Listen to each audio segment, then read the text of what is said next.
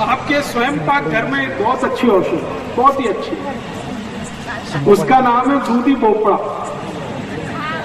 ये जो दूधी भोपड़ा है ये अद्भुत है।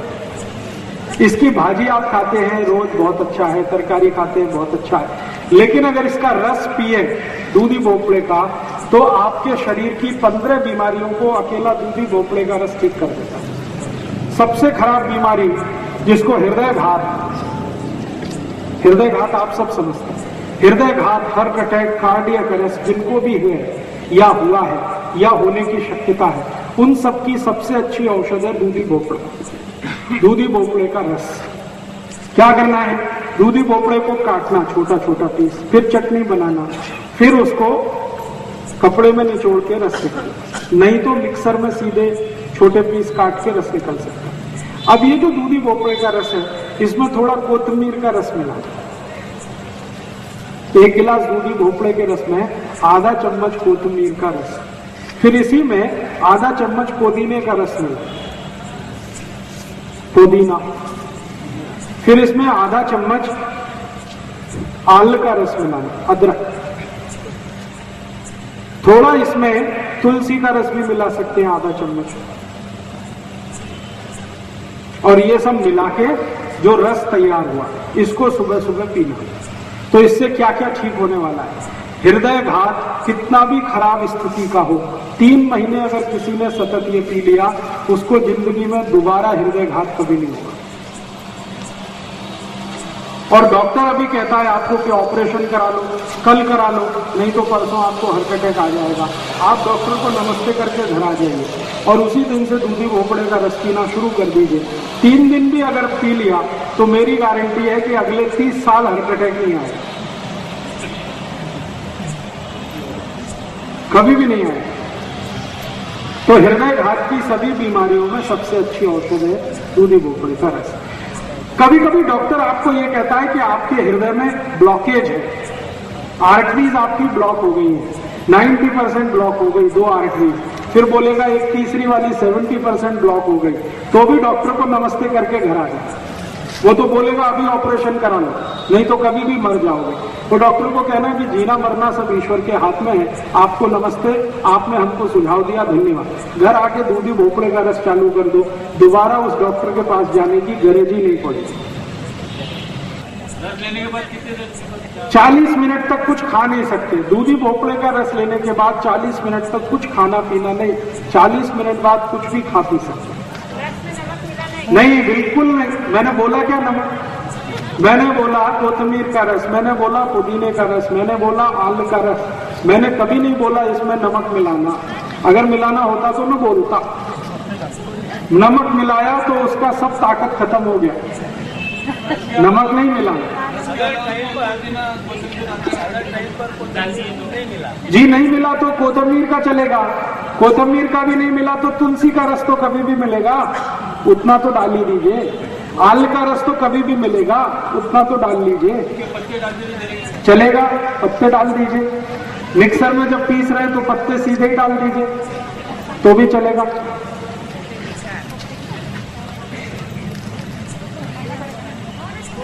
समझ में आया? दूधी भोपड़ा बहुत अद्भुत है। मेरी आपको सबको एक छोटी सी सूचना है कि हृदय रोग का कोई भी मरीज, कोई भी पेशेंट डॉक्टर के पास गया और डॉक्टर ने बोला कि ऑपरेशन कराओ, कभी मत कराना, क्योंकि मैं आपको बताता हूं कि ऑपरेशन कराओ या मत कराओ, स्थिति आपकी वही रहने वाली है। ऑपरेशन होने के बाद यही है कि 2-2.5 लाख रुपए डॉक्टर आपसे ले लेगा, गारंटी कुछ नहीं देगा, वो कहेगा अगले दिन भी हार्ट अटैक आ सकता है, तो क्या फायदा ऑपरेशन कराने का। और मैं आपको बताऊं, हृदय घात का ऑपरेशन करने वाले सब डॉक्टर अपना ऑपरेशन कभी नहीं कराते, वो खुद दूधी भोपड़े का रस पीते, कभी नहीं कराते, क्योंकि उनको माहिती है ऑपरेशन के बाद भी ठीक कुछ नहीं होता। ऐसे मेरे पास बहुत पेशेंट हैं जिन्होंने ऑपरेशन कराया, एंजियोप्लास्टी कराया, बाईपास सर्जरी कराया, फिर से हार्ट अटैक आया और दोबारा पैसा नहीं था इसलिए ऑपरेशन नहीं करा पाए और दूधी भोपड़ा लेना शुरू किया और वो ठीक है। इसलिए ऑपरेशन कराने की बिल्कुल कोशिश मत करिए। क्या होता है वो मैं समझाता हूं। डॉक्टर करता क्या है, हृदय को रक्त देने वाली जो वाहिकाएं हैं, जिनको आर्टरीज कहते हैं हम लोग अंग्रेजी में, उनमें एक स्प्रिंग डालता है डॉक्टर। और वो स्प्रिंग वही होती है जो बॉल पेन में आपने देखी, बॉल पेन में एक स्प्रिंग देखिए, वही स्प्रिंग है, उसको अंग्रेजी में स्टंट कहते हैं। ये स्टंट 3 रुपए का बनता है, और डॉक्टर जब आपको हृदय घात के ऑपरेशन में इसको डाल देता है तो 3 लाख रुपए ले लेता है। 3 रुपए की चीज है, और आपसे 2.5-3 लाख ले लेगा और बोलेगा गारंटी कुछ नहीं, कल फिर अटैक आ सकता, तो फायदा क्या उसको डलवाने का। इसलिए कभी भी हृदय घात का ऑपरेशन कराने की कोशिश मत करिए। दूधी भोपड़े के रस से आपको कोई भी स्थिति ठीक हो जाएगी। मुफ्त की दवा है, ज्यादा खर्चा नहीं आएगा। अलग अलग प्रकार के रहते हैं। हाँ, बहुत अच्छा प्रश्न। भोपड़े कम से कम 2 प्रकार के तो मैंने देखे, एक तो गोल होता है और एक लंबा होता है। ये जो लंबा वाला है ये सबसे अच्छा है। तो लंबा वाला जो भोपड़ा है उसका रस सबसे अच्छा है। गोल वाला जो है इसको ज्यादा अच्छा नहीं मानते। बीज निकलता है, खरू निकलता है, कोई मिलता है। हाँ, अगर बीज कम होगा तो सबसे अच्छा होगा, और कड़ू है तो उसको प्रयोग कम करिए। कड़ू वो तब होता है जब पक जाता है। पका हुआ दूधी भोपड़े का रस ज्यादा अच्छा नहीं माना जाता, कच्चा हो एकदम। तो उसकी पहचान कैसे करना, एक दूधी भोपड़ा हाथ में लीजिए, उसमें नाखून लगाइए, तो आसानी से नाखून अगर घुस गया तो वो बहुत अच्छा है, और नाखून घुस नहीं रहा है तो बिल्कुल बेकार है।